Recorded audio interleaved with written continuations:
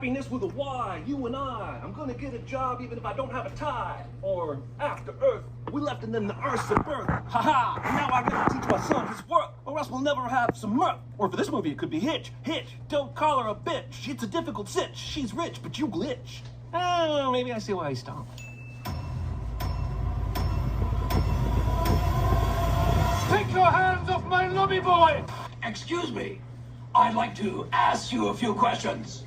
Actually, I got a little sick. Yeah. Bullets Over Broadway was on TV. I came down with a big old Diane Weist infection. What is the objective? Shock and awe. What is the objective? Give you water to code red! Yeah, but he did it with flair. All right, there's my flair. No, Kelly Clarkson! Hold it. What is this? Are you trying to trick me?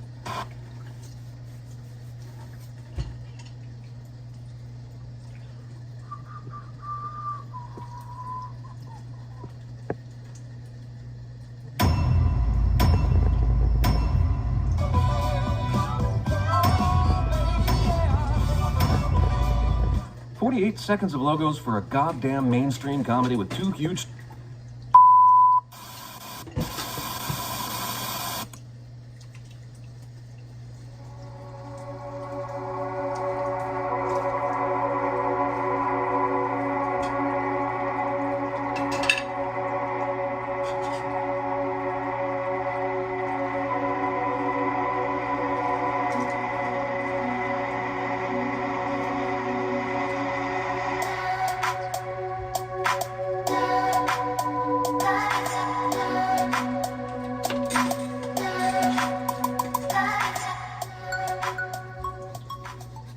Would anyone even care if something bad happened to me?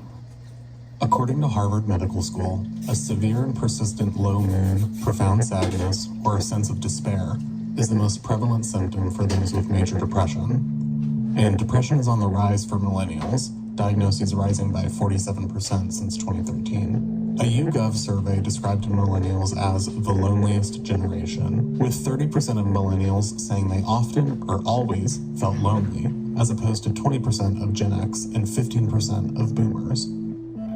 So why am I starting a video about a half-hour sitcom with these statistics? Following its premiere on TBS in 2016, Search Party was quickly labeled by critics as a scathing satire of millennials and their tendencies towards narcissism, deep insecurity, and treating social media activism as a genuine replacement. Do you guys remember that girl, Chantal Witherbottom? Yeah. Oh, yeah. Oh, she sucked. Well, she's gone missing. What do you mean gone missing? She's like a missing person. There's posters of her like all over the city. Dory, what happened to her? I mean, she's missing. Well, where is she? That's the question.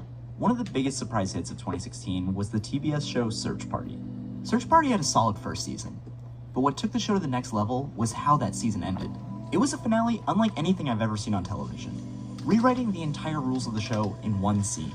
So before I give anything away, let's take a minute to appreciate that ending and look at what made it so unique. And of course, spoilers ahead. I'm Jackson, and this is Ideas at Play. First things first, here's a quick recap of Search Party. We meet our main character Dory standing in a perfectly metaphorical turn. Girl, you standing in shit. Nasty. When she sees a missing persons poster for an old classmate, Chantal, Dory gets her friends on board in a mission to solve the mystery of Chantal's disappearance and current whereabouts. Each step pulls them deeper into the rabbit hole, where they discover leads ranging from a mysterious death to a cult to a sonogram. Dory becomes more and more obsessed, adopting the mystery as her purpose and direction. Along the way, she gets wrapped up in an affair with Keith, a private investigator looking into the same case. Towards the end, Dory finds out that Keith is not who he says he is, so she loses him and ends up tracking Chantal to a house in Montreal. But Keith shows up, and Dory freaks out and tases him. This makes him angry, as only a headwind can, and Dory's boyfriend Drew steps in and hurts him. All before everyone finds out that Chantal is not only fine, but that she ran away just because she was upset about a breakup. She was never in any real danger. Nothing happened. Like, we thought it was like all these crazy bad things, and literally nothing happened. This twist is devastating to the gang for two reasons. The first is obvious. They're clearly shaken from having killed Keith, even if it was seemingly in self-defense. But that action takes on a completely different meaning when they find Chantal. Yeah, Keith was a creep, and more than a bit aggressive. But he wasn't out there to hurt her, and they didn't kill him to protect Chantal. He was just looking for the reward money, and Chantal only ran away because she was upset that a married man wouldn't leave his family for him. For me, you have to decide, and you have to decide right now! God damn it, Chantal! I've only known you for 2 months! There was no danger that Chantal needed to be saved from. But the twist is also devastating because it snatches Dory's purpose away from her. Everything she's worked for throughout the entire season has been for nothing. There was no great mystery as to why Chantal disappeared. Nothing that needed to be solved. It cuts to the heart of the show, which is essentially about 20-somethings trying to figure out what they're supposed to do in life. Dory's friends Elliot and Portia fake their way through their shallow lives. Drew tries to do the whole internship to nowhere thing. But Dory found something that was real and gave her life passion. And then to have it taken away is a huge gut punch. It leaves her completely empty. This double action of killing Keith and discovering the scam that is Chantal is awesome because it expresses character and narrative development at the same time. This idea of expressing several elements of a story simultaneously is something we're going to call the multiplicity principle. All great stories carry elements of the multiplicity principle, whether they're developing characters along with the story or advancing 2 parts of the narrative at the same time. Each element multiplies the effect of the others to become greater than the sum of its parts. The more ideas that are expressed through the same action, the harder that action will resonate. And the multiplicity principle is at work all over this ending. We just covered how it impacts our characters, but how about us? How does the ending affect our emotions? The finale feels like a textbook anticlimax. We're all familiar with this idea. Something we thought was going to be hard ends up being incredibly easy. For humor that gets us to laugh at the unnecessary time and effort that was placed into planning. And that's certainly at work here. Not just for Dory and the gang, but for us as an audience. We spent 9 episodes trying to solve the same mystery, and it turns out that Chantal was never in danger. She only ran away because, well, she sucks. Who are you hiding? Honestly, myself. But Search Party takes this idea a step further with the multiplicity principle. As it deflates everyone by taking the stakes out of the search, it immediately fills that void with stakes that are unequivocally higher. Keith's death takes on a whole new meaning with this revelation. While the gang was obviously shaken by their actions, we, as an audience, felt the killing was justified. He was a bad guy coming for Chantal. It felt like it was the price that needed to be paid. But the twist rips away that justification. When their profound goal turns out to be mediocre, it's the killing that becomes profound. It takes the necessary out of necessary evil. If we'd had either part of this dual action, the effect would have been much different. Kill Keith and discover Chantal as a... And I'm a better version of your friends. I'm your best friend, Dory.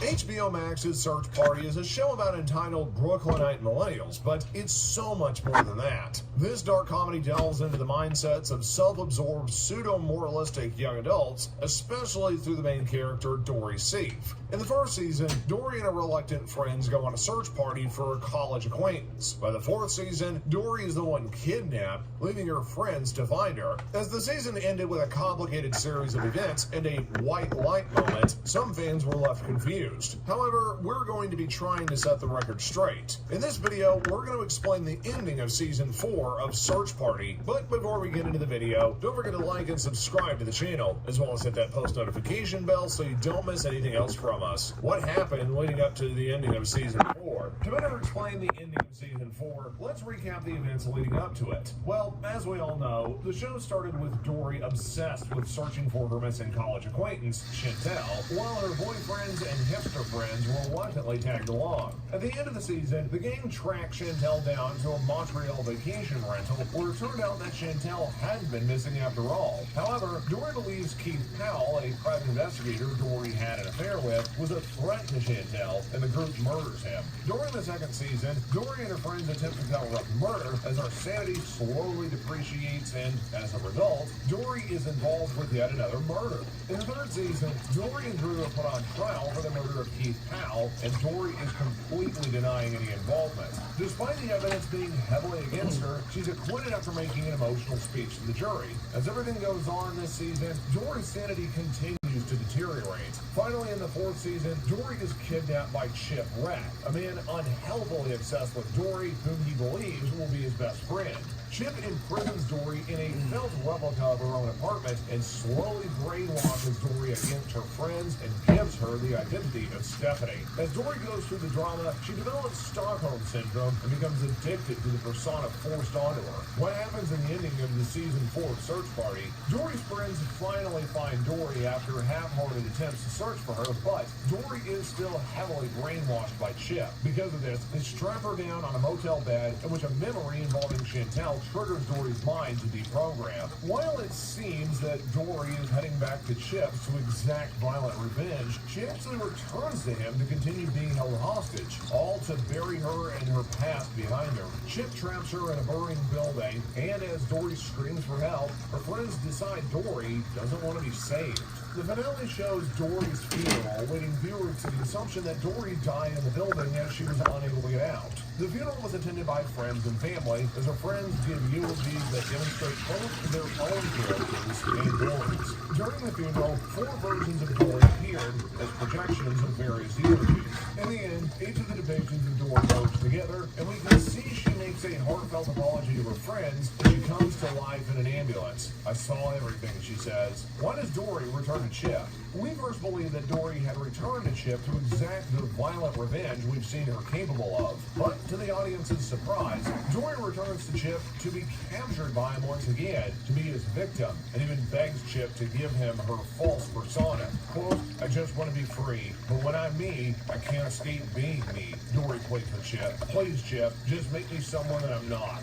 This decision Dory makes helps viewers to truly understand Dory's character. At the beginning of the show, most viewers sympathized with her and could even relate to her intentions. However, in the end, Dory had become a monster, and through her going back to Chip, we can see her recognize this and try to cover it up by being someone that wasn't her. Although through Chip and Dory's shared lunacy, it was easy for both Dory and the audience to see that she had really turned into a villain. What did Dory's funeral mean? Since it was presumed that Dory was dead, the funeral was a lot more meaningful, as we thought we saw the last time Dory would be represented by anyone. As her friends came up, they gave superficial and self-centered eulogies, demonstrating the personality of each of her friends. Throughout the show, we could see each friend go through difficult truths about themselves. Drew was unable to let go of Dory, Elliot gave up his values to become a conservative broadcaster, and Portia played Dory in a movie despite it disrespecting her friend. The eulogies had showcased how her friends had really abandoned all morality besides their own self-centeredness, but it also shed light on who Dory was. And they each described Dory, each description had something in common, although they were also different as each of Dory's personas popped up. But as they merged into one Dory, we can see her epiphany as she realized who she was. Since we could see Dory wake up from the ambulance journey, it became clear that the hero was only a figment of Dory's imagination, or perhaps her subconscious at play, and that she finally realized that she was deep in denial. What's the deeper meaning of the finale? In this modern day and age, we kind of come to expect a lot of superficialness, and especially from the millennial generation as they go through fads of service-level social justice and other trends. Though millennials were handed down a disastrous world, as time has gone by, we can see that the generation is now in their 30s and approaching midlife. This has handed the generation power and high-status positions, but most still refuse to take accountability. The season finale represents just this, the refusal to accept control. Dory has always struggled to find a purpose, as have her friends. They had believed that the disappearance of Chantel gave Dory a purpose, and so she became infatuated with this idea. However, as it came to show that the disappearance was false, Dory refused to accept this. The murder of Keith was something else the group had complete control over, yet refused to take responsibility for. Dory is made to believe that everything she's done has been out of her control, yet this is clearly not the case. This is what causes her outright denial of these ordeals, because she not only wants to take responsibility for it, but she doesn't want to accept the control she had and continue to have. So, although it was a shock to see Dory run back to a kidnapper, was it really? Though being kidnapped, Dory would assume no responsibility at all, play victim, and not be who she knew she was. In the end, her epiphany came as she came to terms with who she really was. And what we saw everything after she died happened in her mind. Because deep down, she knew that everything her friends said at the funeral was true. Is there going to be a season 5? If the season finale had been cut only half a minute short, we could very well have expected it to be the series finale, despite being on a highly depressing note. But as we see Dory wake up, this show isn't over for her yet. There could very well be a next season, so we can see what really happened and what Dory will do to change herself.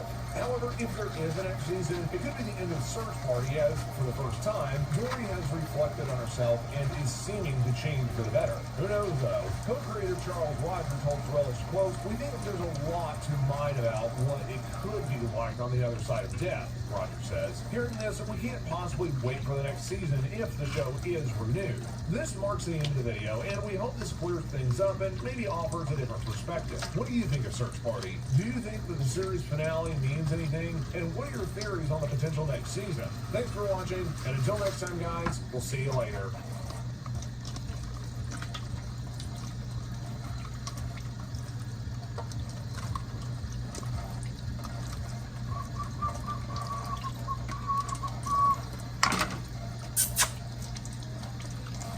Love you.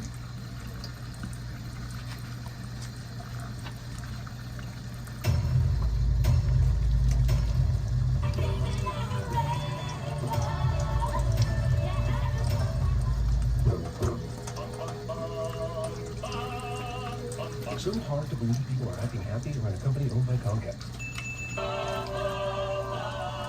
Universal tries to excuse 23-second logo by including acapella warm-up audio underneath it.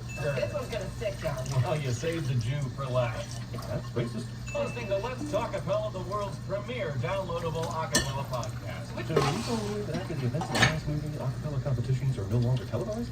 That seems like a downgrade and makes this movie even more unnecessary. Is it legal to use footage of the president at some obviously other event in the movie that look like he attends acapella competitions? Because I don't think it should be if it is. The song choice for the Barton Bellas is Kimber, which is appropriate because of all the cutting during this scene. Also, Bella's sadly lose points right out of the gate by choosing to perform a football song. Even Obama's thinking Anna Kimber isn't my girlfriend in this scene. Acapellaing now somehow includes both color guard rifle twirling and gymnastics tumbling. Shouldn't that be against the rules? I know what you're doing. You're being over-the-top racist for laughs, but this just seems forced. You have to do that backflip right back over the fence into Mexico. The only way this would be is if these broadcasters were actually trying to get fired so they wouldn't have to do these competitions anymore. But I have a sneaking feeling that's not the case. I'd remove Ken Sims if that's what happens. There is so much happening on stage, I don't even know where to look. The same could be said for the editing of this movie.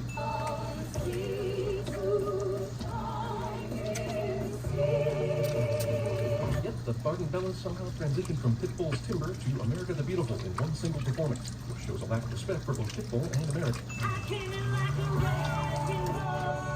Okay, now you're just pissing on America the Beautiful. Also, Championship Acapella Team believes this is the best place for Fat Amy, who these movies have so named because of the hilarity that she is fat. There's no way this could have worked out in rehearsals or their imaginations. Overweight girl dangling from the ceiling. Who hasn't had that dream? Here's another movie that thinks fat girls are comedy fodder purely by virtue of being fat. I get the sense that Pitch Perfect fancies itself a PG-13 American Pie, where the opening scene always ends up being embarrassing in some way. In case you're wondering what I mean by down under, Chip, I'm talking about her. In case you're wondering, Coffee with Connie bleeps out the medically accurate term vagina from their broadcasts. She showed her vagina to the president. Movies Entertainment News anchor is doing my job for me. Sequel about niche world of acapella singing decides to thrust them into the national spotlight via presidential performances and Today Show mentions, even though in the real world acapella would scare both of them off. Meanwhile, while Muffgate is hilarious, another national broadcast feels it's okay to call this scandal Muffgate, but you can't say vagina. You put Anna Kendrick in a plaid miniskirt and I am duty-bound to melt into... Funding is drying up. Sponsors are pulling out. You got sponsors for acapella competitions? I'm not even angry. That's amazing. Bella, you guys suspended. Oh no, now this movie can't happen. Just wait. And you'll all be pregnant soon. I love that the Barton Bellas get suspended in a society that allows these broadcasters remarks. Society is apparently both uptight and lax depending on what a movie wants from it. I'm just gonna write my songs and join an acapella group. Songs that include lyrics without letting yourself, in which the entire society will definitely not approve. Where every 4 years, groups from around the globe compete for world domination. I can tell that Elizabeth Banks is having a hard time working with the director of this movie. Seriously, how many camera setups do you go through with BBC? You guys work way too hard and not give us anything to focus on. When I was 9 years old, my brother tried to sell me fried chicken. Introducing Flo, ladies and gentlemen. She's here to remind you that your problems are of the first world variety, while at the same time perpetuating weird racial stereotypes. Isn't she fun? Just want to put this box inside your house. Young Hannibal Lecter. Hey, that sign merely says the, bitches, the. Also, why send a note with magazine cutout lettering if you're going to use your own stationery and sign your goddamn name? These two people are still somehow together. You're hired. I need really great ideas. Snoop is coming. This guy demanded ideas in exactly 1 minute. Becca looks like she has some ideas, but nobody cuts away from this scene as if time's not a factor, and she'll be able to share her ideas a week from now. You do not want to hear that woman doing it with my dad. What an odd thing to say. Fat Amy would be amazing at CinemaSins. Also, didn't you just hear Emily say gross when her mom said she was going to be her sister? Who thinks that's gross and then says something like this? It's nice to talk extra just in case one of us gets I don't end up going to college and joining an acapella group, which is clearly one note. The movie spends 3 minutes of its runtime on this party. No one breaks a song or makes out or gets assaulted, and no one ends up shoved in the pool. And have these still made it to college? Frank, sorry. Northwest. Somehow Emily and Benji will be a thing by the end of this movie. Don't kill the messenger. Bummer's back! Yep, they brought this guy back for the sequel, because he's wanting of the original, right? German pentatonic. Also, supposed European champions sing an awful rendition of Muse's Uprising, a song that does not lend itself to a cappella in any way. I mean, I like movies and stuff, but when's the last time a new car was announced via a cappella group singing? Like, never? You are, what do the American kids say, jelly? Yes, this is indeed an a cappella group standoff. I'm legitimately surprised they're not literally singing Jets and Sharks right now. You are the kicker of ass? Why does every one of these competition movies need an evil team? Why can't the rival team be filled with a bunch of underdogs who work just as hard as a good team? At the very least, we could stop all this Bring It On. Every time someone stomps a yard, drum line, steps up, Purple Rain, 8 Miles, or Electric Boogaloo's. Why so tiny? Like an elf. How dare you talk to my future, secret second wife like that? Acapella group practice montage begins with cat crawling ass exposure instead of singing. How much fluff is in this movie? At most, this should have been an 80-minute cash grab of a sequel, but it's nearing 2 hours, probably for the very reason of not appearing to be a cash grab of a sequel. Ang Lee's Pitch Perfect 2. Also, acapella training somehow includes all the ribbon dancing. There are 12 panels of action on screen right here. That means the movie officially wants to fool you or you. Come Santa Claus, here comes Santa Claus. Yeah, no, it really doesn't matter what you do to these Christmas songs, it still sounds like everything else. But this will be considered genius, no doubt. Once again, this girl demonstrates remixed Jedi powers so strong she should already be in the music business instead of here, looking for a job. But whatever, cool remix, yo. Did you see what happened there? Even though I love Keegan-Michael Key, and he could do no wrong in my eyes, movie steals the Sean Combs character.